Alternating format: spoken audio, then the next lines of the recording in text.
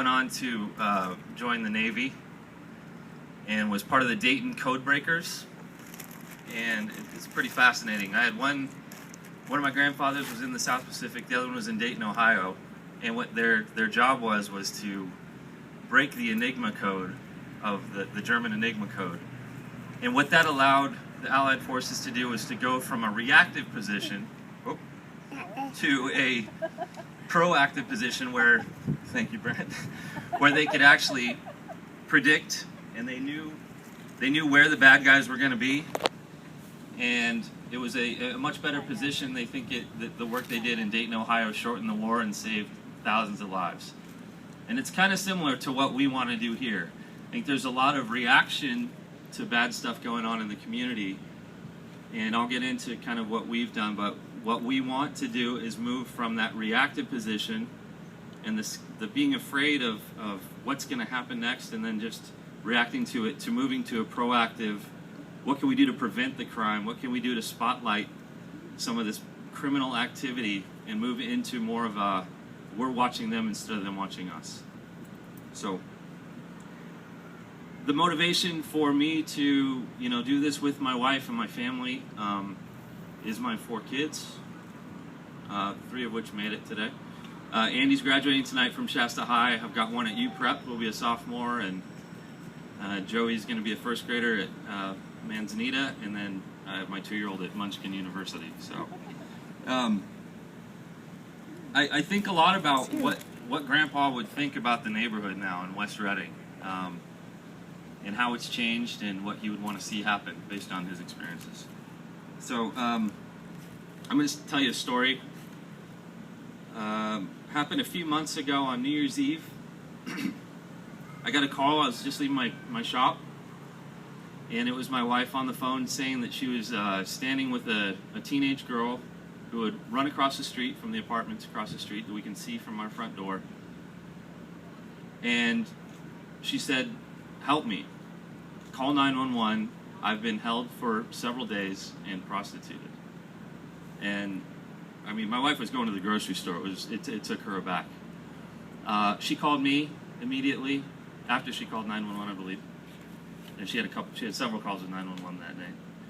She called me, asked what I thought she should do. I rushed home, talked to the girl and Elizabeth, took the boys in the house, and Elizabeth, we kind of decided we need to get her out of the area. We considered taking her in, but felt it was a danger to the family. The traffickers were standing right behind the girl as my wife was calling 911 the first time. A little bit of a scary situation. They had identified her and knew where we lived and knew who was calling. So my advice was take her to the police station. So Elizabeth took her down. She didn't even have a purse. This girl didn't have a phone, nothing. Disheveled. The couple that was with them tried to convince them to go back into the apartment, her to convince to go back in the apartment. She refused, fortunately. So Elizabeth took her down to RPD. Unfortunately, while she was standing there talking to the police officer, she didn't get arrested. She didn't, it was a tough situation. They were kind of looking for a place for her to stay and having a little bit of difficulty with that because we didn't have the resources that we have now. This was completely foreign to us. And she took off. She ran. By the time Elizabeth realized this, she was out of sight. Elizabeth drove around downtown for a long time looking for her, trying to see if she could find her. And that was kind of that for the evening. But in the process, she had contacted her mother and had her cell phone number as well, and that'll come into play later in the story. But we went back to, what's going on here. A couple months later, we'll come back to how that story sort of ends. But a couple months later, my next door neighbor and her 4-year-old daughter came home, and this is on Olive. She walked in, and there was a burglar in her living room with a pillowcase full of her stuff, including her cell phone. Somebody who had been living at the apartments across the street, who was on drugs. They took him down, they booked him. They didn't have any room at the jail. He was only there for less than an hour. Came up, you probably heard about the guy, he robbed 2 more houses on the way home. He was living back at the apartment complex several days later. So we started saying we need to do something about this. We can't just can't just sit around and lock the door tighter or put, you know, we need to start talking to people. And so there was actually Richie, one of my neighbors, was having a conversation with a guy who was really animated, and I didn't know what was going on. I was kind of keeping an eye on it, and we were giving each other like, hey, you okay? And you know, we started talking. Then we started talking to some other neighbors, James, a couple of our other folks that are from Stand Up Reading now. We all ended up getting together after we sort of did some walks around the block and getting a group together, having a meeting. And RPD showed up, and that's kind of how Stand Up Reading began. So, let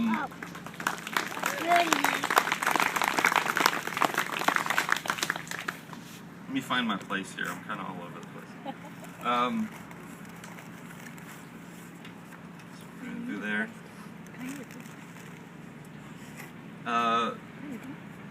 One of the first things we did, this is kind of an interesting thing, because we didn't really, we had a sense of where the problems were starting to occur. We had a good idea, but we wanted to verify that, which I think is important. So we talked to the statistical person at RPD and realized that there were more than 200 phone calls that came from a single apartment complex within a year on Olive. And so it was pretty easy to put the target kind of on where the problems were and started negotiating with property managers, property owners, and working with them.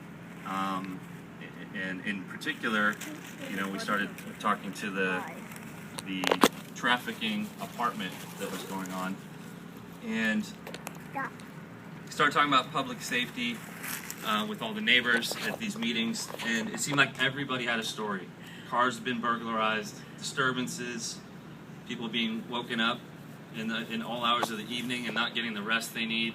I know, Elaine, you have those stories of dealing with surgeries and trying to get sleep and you're getting awoken.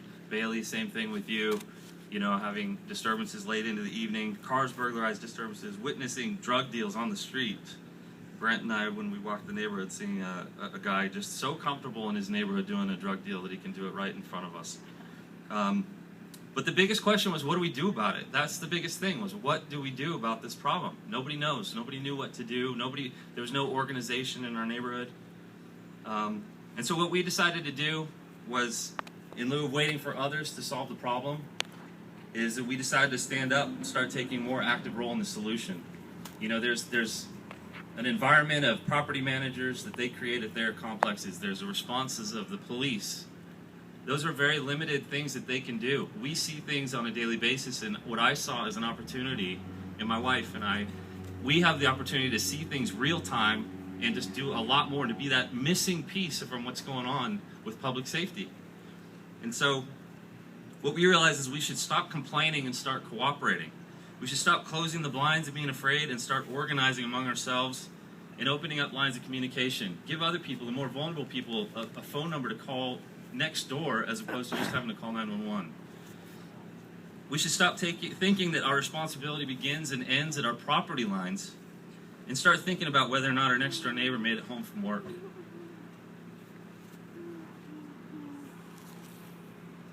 So the Stand Up Reading group started watching. This is back to our story with the trafficker. We developed a network, a private network, where we could communicate to each other online. And Jenny, you've been great. There's so many, Bailey, there's so many of us that we have kind of watched people at every end of the block, and we're all communicating real time as things happen. So we started really watching what this guy was doing, and watched his car and where he was going and how he ran his business. And he would bring Johns into the neighborhood, bring their clients in, and then he would leave and leave the girl there. We saw the revolving door of young females that were going on at this apartment complex. And we reported everything all the way through to an RPD task force. We had some other church groups that came up and gave us some other resources. All the way through to the FBI was involved in this case. And we just reported everything we saw. We took photos of the cars that were coming and going and the suspicious behaviors. Why do you have all of that? The property manager ended up, our number one goal was to get this out of our neighborhood. I have a 14-year-old daughter. I did not want this around my 14-year-old daughter. So the number one goal for us was to get it out of the neighborhood. But we didn't stop there. We kept working with law enforcement, and the property manager evicted them on kind of a technicality, which was that the pimp was not on the lease. So we got him out of the neighborhood, but we kept in contact with them, and they kept building their case for them. On April 17th, I'm sure you guys all read about in the newspaper, a 16-year-old girl escaped from an apartment on Hartnell with a remarkably similar story to the one that my wife told. This girl had been locked in a room and prostituted. The pimp and his accomplice fit the same exact description of the people on our street. It appeared that they had moved their operation from Olive down to Hartnell after they got evicted. So members of Stand Up Reading were successful in working with law enforcement and property managers to eradicate our neighborhood of this heinous operation. And we worked with law enforcement until they were arrested on May 16th. So a male and a female that were involved in this from Sacramento. And right now, we just confirmed this, that they're sitting in jail right now on $1 million bail each, waiting for their trial.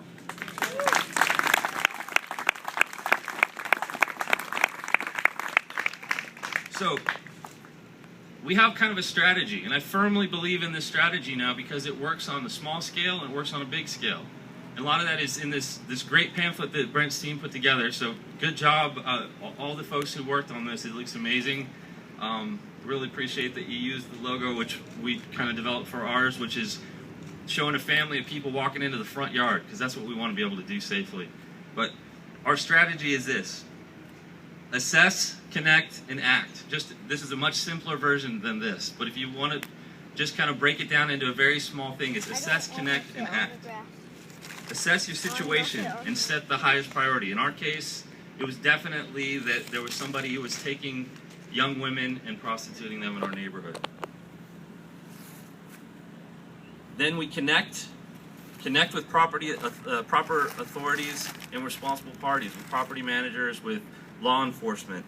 Connect with your neighbors. Give them the support that they need, particularly the vulnerable people in our neighborhood. Act on a plan to resolve the problem. This is the third step, is you act.